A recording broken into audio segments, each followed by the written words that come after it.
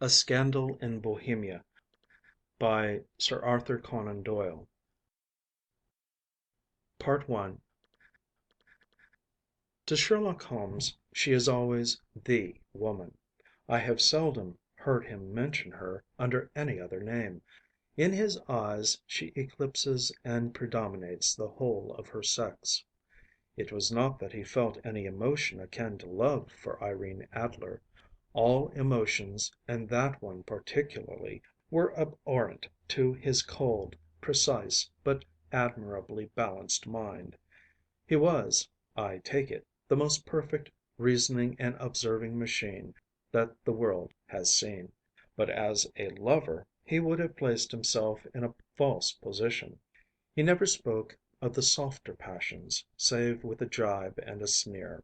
They were admirable things for the observer, excellent for drawing the veil from men's motives and actions.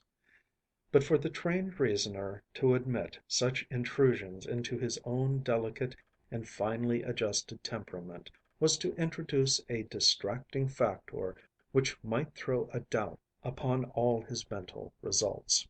Grit in a sensitive instrument, or a crack in one of his own high power lenses, would not be more disturbing than a strong emotion in a nature such as his. And yet there was but one woman to him, and that woman was the late Irene Adler, of dubious and questionable memory. I had seen little of Holmes lately. My marriage had drifted us away from each other. My own complete happiness, and the home-centered interests which rise up around the man who first finds himself master of his own establishment, were sufficient to absorb all my attention; while Holmes, who loathed every form of society with his whole Bohemian soul, remained in our lodgings in Baker Street, buried among his old books, and alternating from week to week between cocaine and ambition. The drowsiness of the drug and the fierce energy of his own keen nature.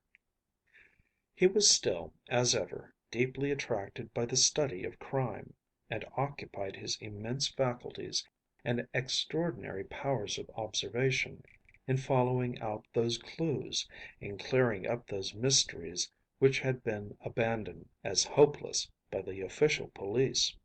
From time to time I heard some vague account of his doings, of his summons to Odessa in the case of the Trepoff murder, of his clearing up of the singular tragedy of the Atkinson brothers at Trincomalee, and finally of the mission which he had accomplished so delicately and successfully for the reigning family of Holland.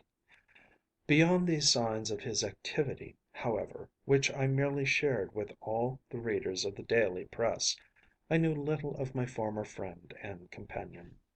One night, it was on the 20th of March, 1888, I was returning from a journey to a patient, for I had now returned to civil practice, when my way led me through Baker Street.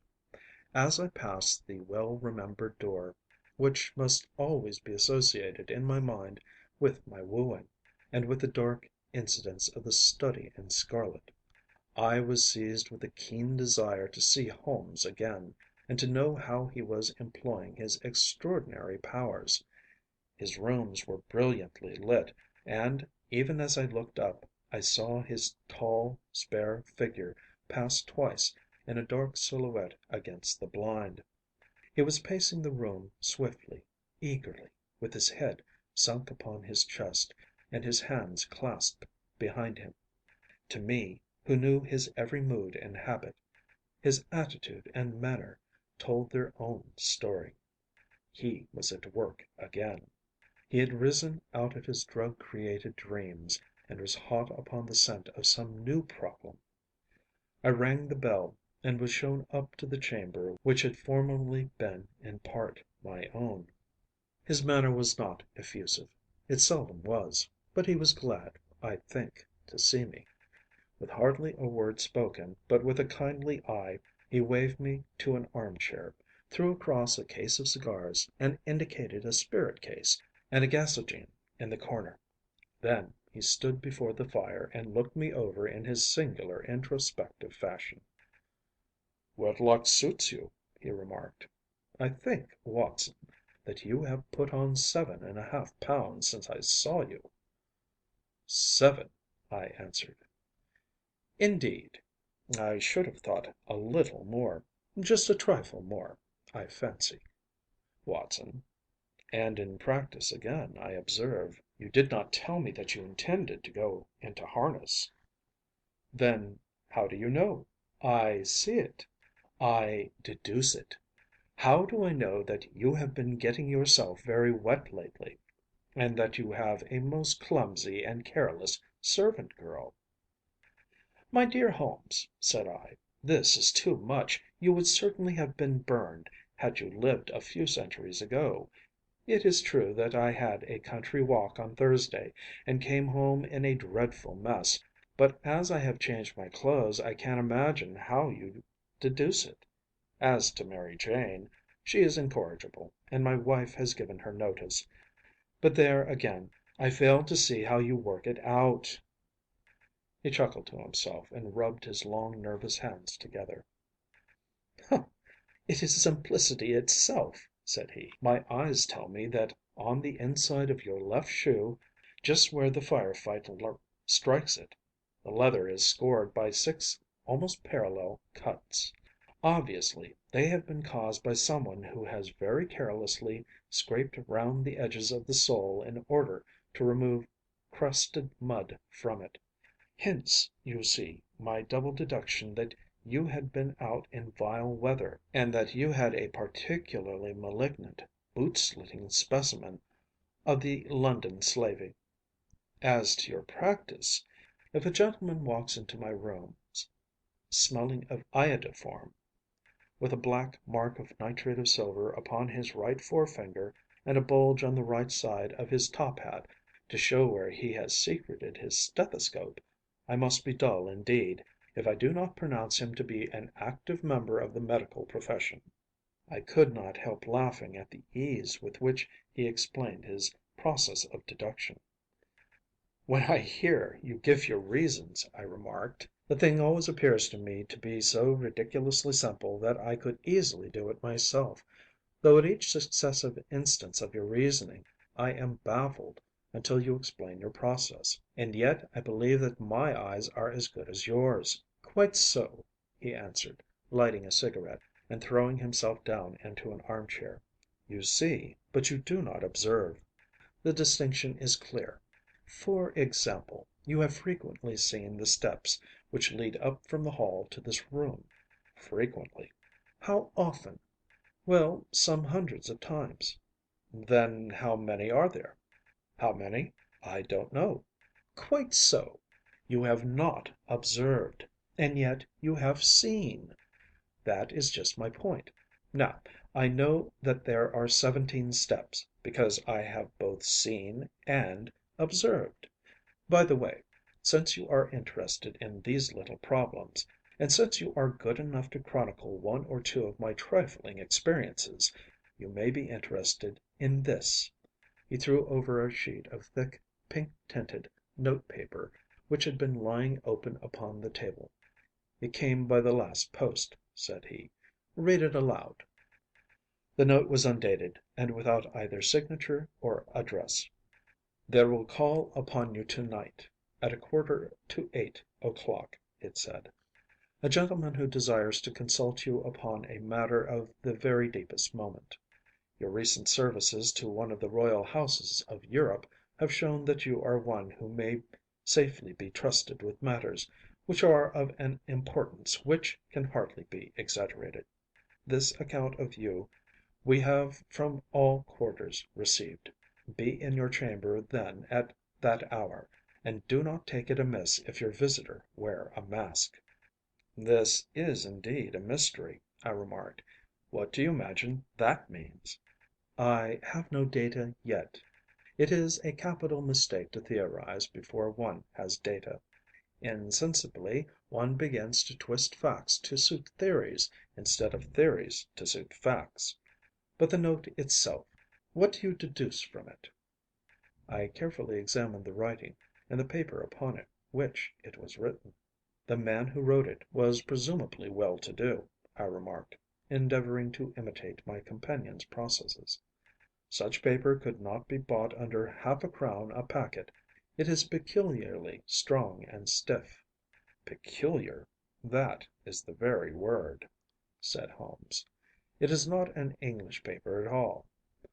Hold it up to the light. I did so, and saw a large E with a small g, a capital P, and a large capital G with a small t woven into the texture of the paper. What do you make of that? Asked Holmes. The name of the maker, no doubt, or his monogram, rather. Not at all. The G with a small t stands for Gesellschaft, which is the German for company. It is a customary contraction like our co. P, of course, stands for papier. Now for the E.G. Let us glance at our continental gazetteer. He took down a heavy brown volume from his shelves. Iglo, Iglonitz, here we are, Egria. It is in a German-speaking country, in Bohemia, not far from Carlsbad, remarkable as being the scene of the death of Wallenstein, and for its numerous glass factories and paper mills. Ha ha, my boy, what do you make of that? His eyes sparkled, and he sent up a great blue triumphant cloud from his cigarette. The paper was made in Bohemia, I said. Precisely. And the man who wrote the note is a German. Do you note the peculiar construction of the sentence? This account of you we have from all quarters received. A Frenchman or Russian could not have written that. It is the German who is so uncourteous to his verbs. It only remains, therefore, to discover what is wanted by this German who writes upon Bohemian paper and prefers wearing a mask to showing his face. And here he comes, if I am not mistaken, to resolve all our doubts. As he spoke, there was the sharp sound of horses' hoofs and grating wheels against the curb, followed by a sharp pull at the bell. Holmes whistled. A pair by the sound, said he. Yes, he continued, glancing out of the window. A nice little brougham and a pair of beauties. 150 guineas apiece. There's money in this case, Watson, if there is nothing else. I think that I had better go, Holmes. Not a bit, Doctor. Stay where you are. I am lost without my Boswell. And this promises to be interesting. It would be a pity to miss it. But your client?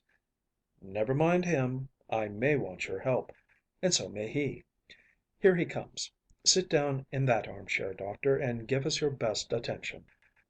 A slow and heavy step, which had been heard upon the stairs and in the passage, paused immediately outside the door. Then there was a loud and authoritative tap. Come in, said Holmes. A man entered, who could hardly have been less than 6 feet 6 inches in height, with the chest and limbs of a Hercules. His dress was rich with a richness which would, in England, be looked upon as akin to bad taste. Heavy bands of astrakhan were slashed across the sleeves and fronts of his double-breasted coat, while the deep blue cloak which was thrown over his shoulders was lined with flame-colored silk and secured at the neck with a brooch which consisted of a single flaming beryl. Boots which extended halfway up his calves, and which were trimmed at the tops with rich brown fur, completed the impression of barbaric opulence which was suggested by his whole appearance. He carried a broad-brimmed hat in his hand, while he wore across the upper part of his face, extending down past the cheekbones, a black vizard mask, which he had apparently adjusted that very moment, for his hand was still raised to it as he entered. From the lower part of his face he appeared to be a man of strong character, with a thick hanging lip, and a long, straight chin suggestive of resolution pushed to the length of obstinacy. You have my note? He asked with a deep, harsh voice and a strongly marked German accent. I told you that I would call. He looked from one to the other of us, as if uncertain which to address. "Pray take a seat," said Holmes. "This is my friend and colleague, Dr. Watson, who is occasionally good enough to help me in my cases.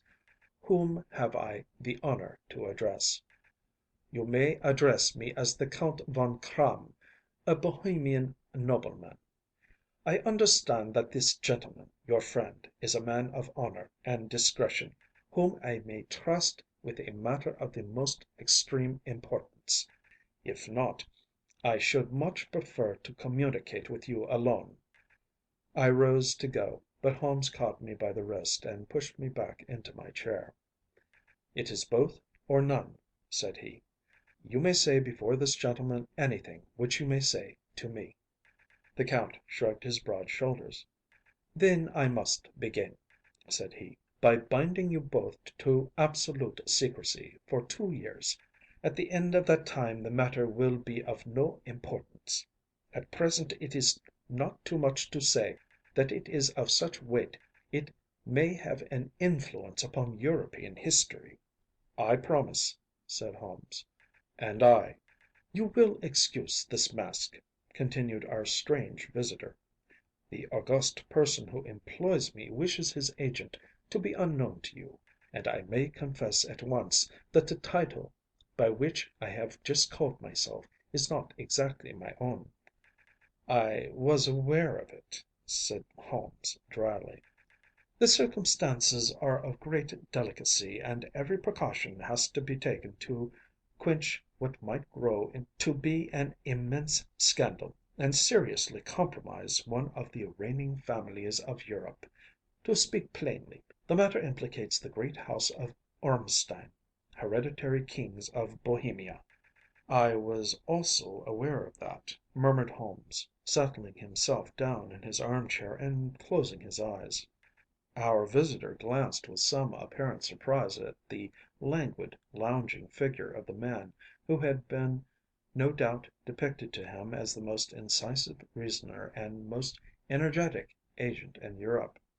Holmes slowly reopened his eyes and looked impatiently at his gigantic client. "If your Majesty would condescend to state your case," he remarked, "I should be better able to advise you." The man sprang from his chair and paced up and down the room in uncontrollable agitation. Then, with a gesture of desperation, he tore the mask from his face and hurled it upon the ground. "You are right," he cried. "I am the King. Why should I attempt to conceal it?" "Why, indeed?" murmured Holmes. "Your Majesty had not spoken before I was aware that I was addressing Wilhelm Gottsreich Sigismund von Ormstein, Grand Duke of Cassel-Felstein, and hereditary King of Bohemia." "But you can understand," said our strange visitor, sitting down once more and passing his hand over his high, white forehead, "you can understand that I am not accustomed to doing such business in my own person. Yet the matter was so delicate that I could not confide it to an agent without putting myself in his power. I have come incognito from Prague for the purpose of consulting you." "Then pray consult," said Holmes, shutting his eyes once more. "The facts are briefly these. Some years ago, during a lengthy visit to Warsaw, I made the acquaintance of the well known adventuress, Irene Adler. The name is no doubt familiar to you." "Kindly look her up in my index, Doctor," murmured Holmes, without opening his eyes. For many years he had adopted a system of docketing all paragraphs concerning men and things, so that it was difficult to name a subject or a person on which he could not at once furnish information. In this case I found her biography sandwiched in between that of a Hebrew rabbi and that of a staff commander who had written a monograph upon the deep sea fishes. "Let me see," said Holmes. "Hm. Born in New Jersey in the year 1858. Contralto. Hm. La Scala. Hm. Prima donna Imperial Opera of Warsaw. Yes. Retired from operatic stage. Ha! Living in London. Quite so. Your Majesty, as I understand, became entangled with this young person, wrote her some compromising letters, and is now desirous of getting those letters back." "Precisely so. But how—" "Was there a secret marriage?" "None." "No legal papers or certificates?" "None." "Then I fail to follow your Majesty. If this young person should produce her letters for blackmailing or other purposes, how is she to prove their authenticity?" "There is the writing." "Pooh, pooh! Forgery." "My private notepaper." "Stolen." "My own seal." "Imitated." "My photograph." "Bought." "We were both in the photograph." "Oh, dear, that is very bad. Your Majesty has indeed committed an indiscretion." "I was mad, insane." "You have compromised yourself seriously." "I was only Crown Prince then. I was young. I am but 30 now." "It must be recovered." "We have tried and failed." "Your Majesty must pay. It must be bought." "She will not sell." "Stolen then?" "5 attempts have been made. Twice burglars in my pay ransacked her house. Once we diverted her luggage when she traveled. Twice she has been waylaid." "There has been no result?" "No sign of it?" "Absolutely none." Holmes laughed. "It is quite a pretty little problem," said he. "But a very serious one to me," returned the King reproachfully. "Very indeed. And what does she propose to do with the photograph?" "To ruin me." "But how?" "I am about to be married." "So I have heard." "To Clotilde Lothman von Saxe Meningen, second daughter of the King of Scandinavia. You may know the strict principles of her family. She is herself the very soul of delicacy. A shadow of a doubt as to my conduct would bring the matter to an end." "And Irene Adler?" "Threatens to send them the photograph. And she will do it. I know that she will do it. You do not know her, but she has a soul of steel. She has the face of the most beautiful of women, and the mind of the most resolute of men. Rather than I should marry another woman, there are no lengths to which she would not go. None." "You are sure that she has not sent it yet?" "I am sure." "And why?" "Because she has said that she would send it on the day when the betrothal was publicly proclaimed. That will be next Monday." "Ah, then we have 3 days yet," said Holmes with a yawn. "That is very fortunate, as I have 1 or 2 matters of importance to look into just at present. Your Majesty will, of course, stay in London for the present?" "Certainly. You will find me at the Langham under the name of the Count Von Kramm." "Then I shall drop you a line to let you know how we progress." "Pray do so. I shall be all anxiety." "Then, as to money?" "You have carte blanche." "Absolutely?" "I tell you that I would give one of the provinces of my kingdom to have that photograph." "And for present expenses?" The King took a heavy chamois leather bag from under his cloak and laid it on the table. "There are £300 in gold and 700 in notes," he said. Holmes scribbled a receipt upon a sheet of his notebook and handed it to him. "And Mademoiselle's address?" he asked. "Is Briony Lodge, Serpentine Avenue, St. John's Wood." Holmes took a note of it. "One other question," said he. "Was the photograph a cabinet?" "It was." "Then good night, your Majesty, and I trust that we shall soon have some good news for you. And good night, Watson," he added, as the wheels of the royal brougham rolled down the street. "If you will be good enough to call to morrow afternoon at 3 o'clock, I should like to chat this little matter over with you."